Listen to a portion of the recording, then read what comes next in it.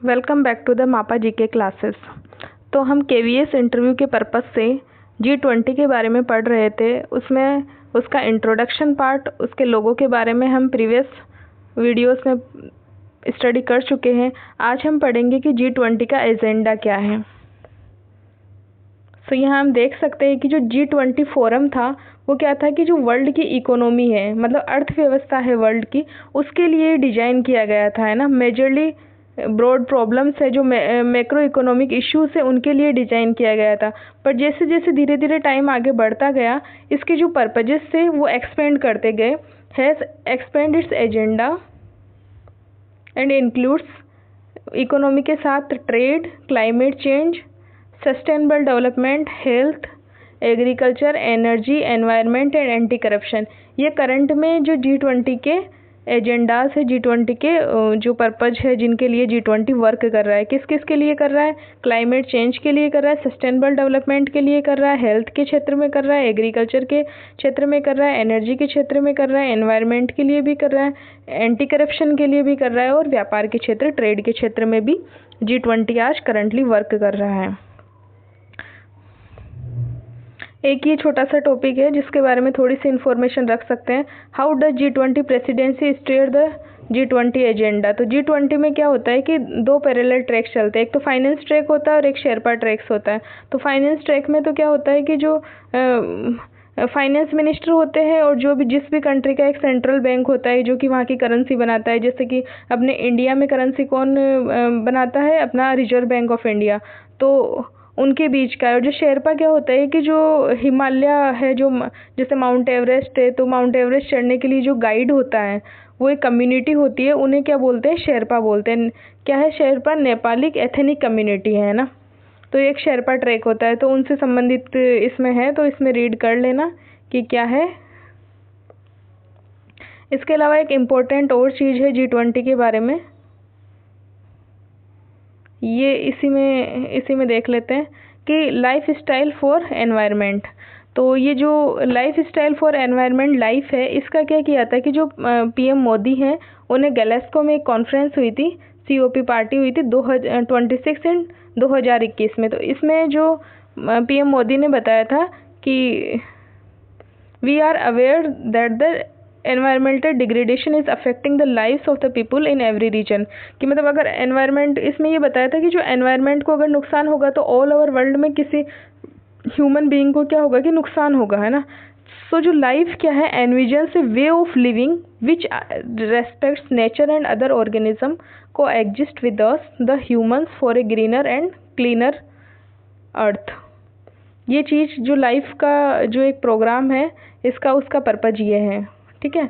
तो ये PM मोदी ने कहाँ पे बताया था? ग्लासगो में बताया था 2021 में। ये क्या है कि G20 जो है उसकी एक थीम है life style for environment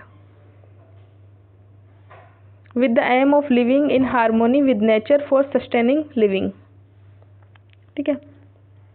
so ये G20 का एजेंडा क्या क्या है, मतलब इसकी जो पर्पज क्या है, इन सब के बारे में ये बताया गया है। पहले था जो वर्ल्ड की इकोनॉमी, अर्थव्यवस्था के बारे में, जो 1999 में जो इकोनॉमिकल क्राइसिस हुआ था तब ये G20 फोरम एग्जिस्टेंस में आया था। और पर अब ये अदर जो सेक्टर्स है उनके लिए भी ये वर्क कर रहा है। ये जो सारे सेक्टर्स है तो इनका थोड़ा बहुत आइडिया रख लेना, अगर इंटरव्यूअर पूछे तो आंसर कर सकते हो आप क्विकली।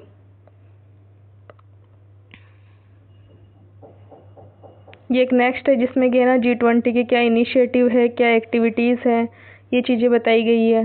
तो in a way this forum attempts to reduce the inequality and disparity among the world economies, एक चीज़ ये बताई गई है। इसी के साथ ये बताया गया है कि जो इसमें क्या, जो G20 है इसे पीपुल्स G20 बनाने का पर्पज है इंडिया का। इसे जन भागीदारी एक्टिविटीज़ में होगी, जिसमें क्या होगा कि India will host over 200 meetings in over 50 cities across 32 different work stream. मतलब 200, लगभग 200 मीटिंग्स होगी, 50 सिटीज़ में होगी। और वर्क स्ट्रीम कौन कौन सी हो गई, जैसे कि एग्रीकल्चर हो गई, ट्रेड के लिए हो गई, ये जो सारी ऊपर बताई गई है ना एजेंडाज, ये डिफरेंट ये हो गई, agriculture, health, sustainable development, environment, anti corruption, etc।